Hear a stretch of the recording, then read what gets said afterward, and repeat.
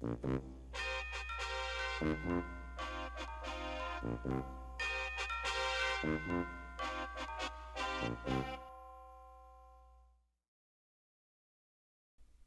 the previous video, we saw what happens at the microscopic and nanoscopic scales when animals eat food.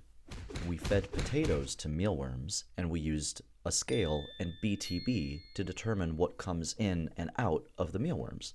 So what did we learn from that? Let's think in terms of the mealworm's cells. We found that oxygen and sugar enter the cells, and we saw also that carbon dioxide and water came out of the cells. We determined that sugar brought in food energy, and that energy was converted into useful heat and movement for the cell.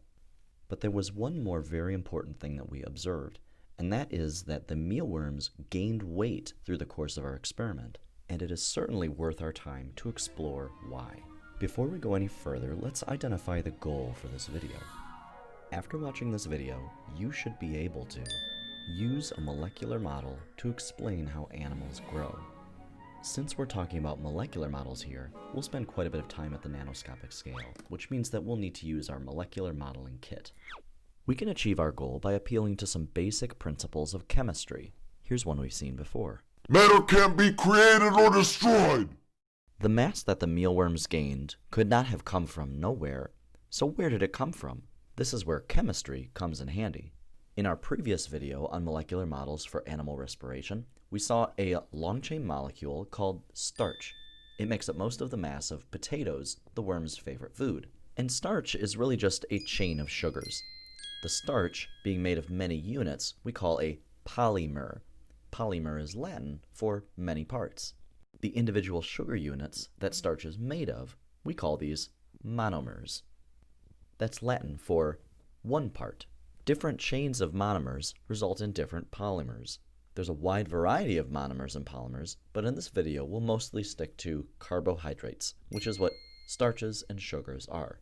Now it turns out that all foods are made of polymers, and all animals are also made of polymers. So how do food polymers turn into animal polymers after the animal eats them?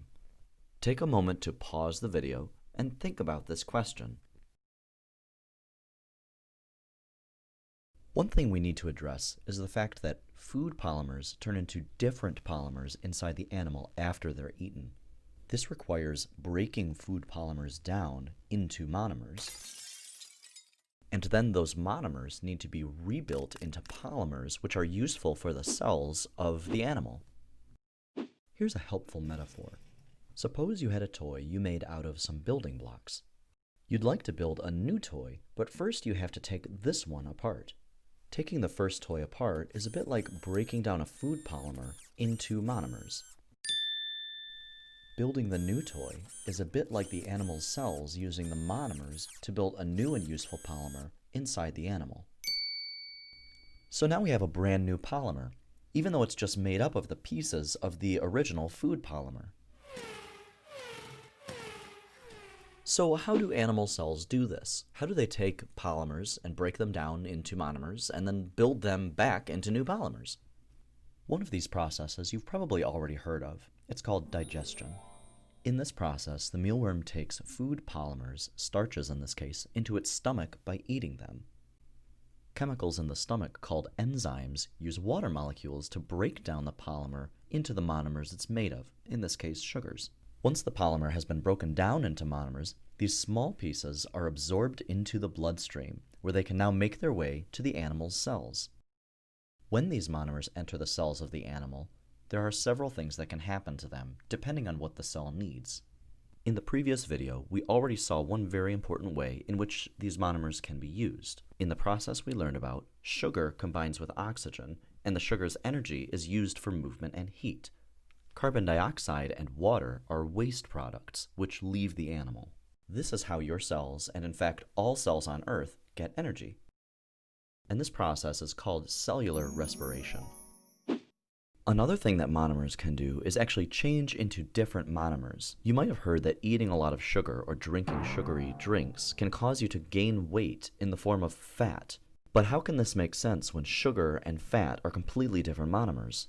The reason for this is that your cells take in the sugar molecules and change them into fat molecules for future use. The fat molecules are stored in fat tissue, and the result is that you pack on some weight. Now, if you are trying to lose weight, you can convert the fat in your cells back into sugars, which are then used for cellular respiration. You can usually accomplish this with lots of exercise. But what about when animals grow in size, as in if you're trying to build some muscle? In this situation, monomers are bonded together to form brand new polymers. The general term for this process is called synthesis, or putting together. But since it occurs in living cells, we call it biosynthesis. So before we go any further, let's stop and consider all of the pathways that a polymer can travel as it is processed in an animal's cells. First, the polymer has to be digested into monomers. Most of the monomers will probably be used for respiration, since that's the single most important process for providing energy for cells. Some of the monomers will also be used to make new polymers in the process of biosynthesis. Finally, any monomers left over after respiration and biosynthesis will be changed to different monomers and stored for later use, sometimes as fat. And if you're trying to lose some weight, you can reverse that trend with heavy exercise. So if we label all the major pathways that food molecules can travel through the molecular machinery of the cell, it might look a little like this. Now that we know the basics, let's look at the processes of digestion and biosynthesis in a bit more detail. If we're really serious about understanding these molecules, we can actually build them with our molecular modeling kit. Digestion takes place in the stomach, so let's start there. Remember that food enters the stomach as a polymer, but this polymer has to be broken down into monomers to be of any use to the animal's cells. Well, how does this happen? To split a polymer into monomers, what we really need to do is break bonds. And in a food molecule, digestion is able to break those bonds specifically which link the monomers together. And in this particular molecule, starch, those bonds are located here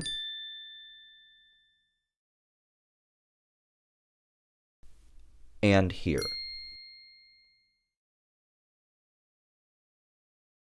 To digest this food molecule, something needs to cut these bonds right here. Biological chemicals called enzymes do this. Enzymes often act like a pair of molecular scissors cutting very specific bonds.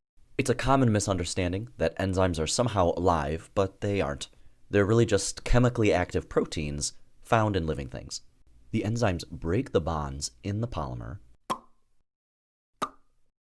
and so the monomers are separated. At this point, we are left with only monomers. In other words, the starch has been digested into sugars, and this is because the enzymes broke the bonds between the monomers. At this point, we now have a problem. According to our rules of molecular bonding, certain atoms are required to have certain numbers of bonds with other atoms. Hydrogen has 1 bond, oxygen has 2 bonds, and carbon has 4 bonds. And in this molecular modeling kit, hydrogen is white, oxygen is red, and carbon is black. With this in mind, do you see any atoms in the new monomers that violate the rules of molecular bonding? Pause the video and see if you can spot the atoms that don't have the right number of atoms bonded to them. If you count the number of bonds, you'll notice 4 separate atoms that don't have the right number of bonds anymore. This oxygen and this oxygen each only have 1 atomic bond, but each oxygen atom is supposed to have 2 bonds. This carbon and this carbon each only have 3 atomic bonds, but each carbon atom is supposed to have 4 bonds. To resolve this problem, what we really need is more atoms. Fortunately, there are other atoms inside the stomach where digestion is taking place. These are found in water molecules, H2O. The oxygen and hydrogen in the water molecules are atoms that can fill the bonding gaps in our monomers. The enzymes break some of the bonds that hold the water molecules together. The resulting unbonded atoms can now squeeze into the incomplete monomers, forming new bonds.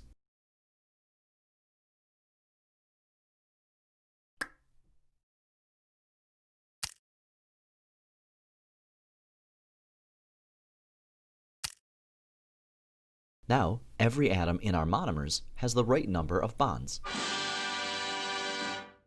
Digestion is sometimes called hydrolysis, and that's because water is involved in splitting up the polymer.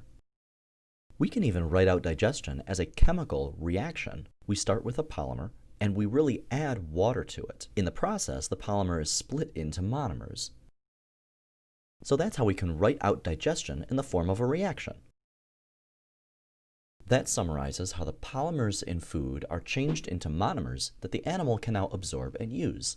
Let's get to the growing part. Let's keep talking about the nanoscopic scale, but move out of the mealworm's stomach and into its cells. After digestion, the monomers travel through the bloodstream into the cells of the animal. The most important process that the cell performs is cellular respiration for energy, but any molecules left over are used to build bigger molecules in the process of biosynthesis. Biosynthesis is necessary for doing things like building muscle. Let's look at biosynthesis in more detail. Biosynthesis is pretty much the opposite of digestion. Instead of splitting a polymer into smaller monomers, the cell puts monomers together to create new and useful polymers. Polymers are building blocks that the cell uses to create and repair things, such as organelles and membranes. Now imagine that the cell has 3 sugars floating around inside, but it needs to make a polymer out of them. Here's how the cell does it. Remember how with digestion there were special enzymes that split bonds? Inside cells, there are different enzymes whose job is to make new bonds. The same bonds that the digesting enzymes broke earlier are reformed by the enzymes in the cell.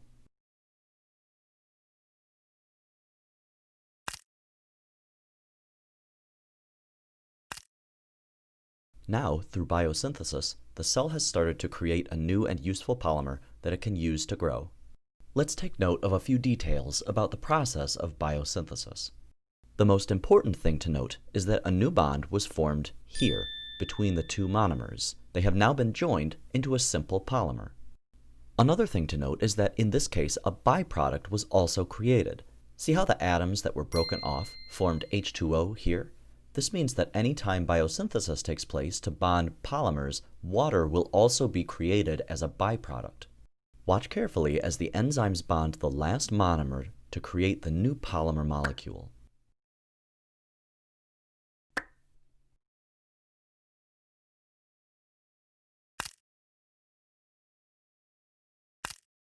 This is the completed polymer, and now the cell can use this polymer to build new membranes, fibers, organelles, enzymes, all the parts it needs to function and do its job.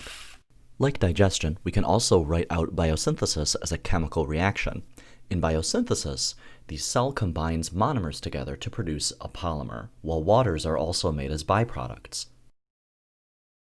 And if you look closely, biosynthesis is just the chemical reverse of digestion. Their reactants and products are opposites.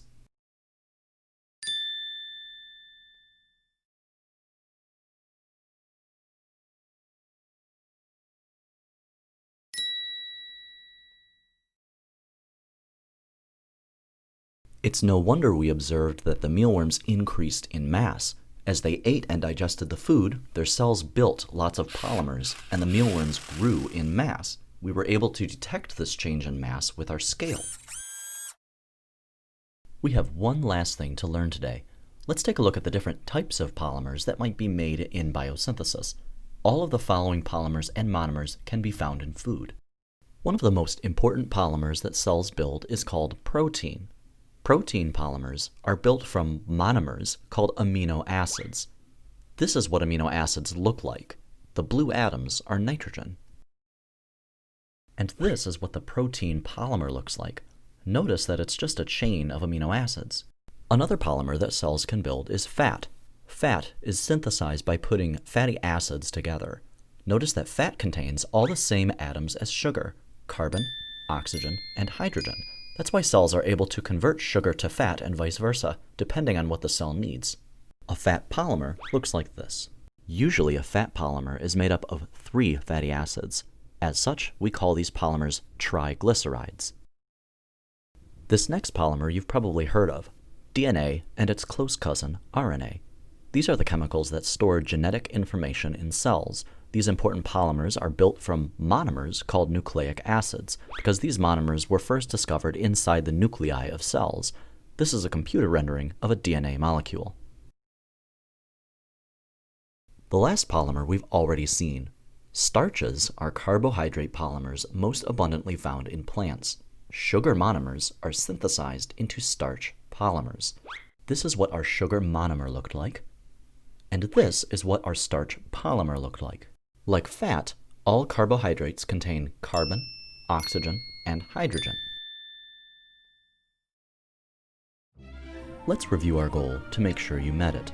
After watching this video, you should now be able to use a molecular model to explain how animals grow. If you don't think you can do that, go back and watch the parts of the video you don't understand. Until next time, remember, you can learn anything.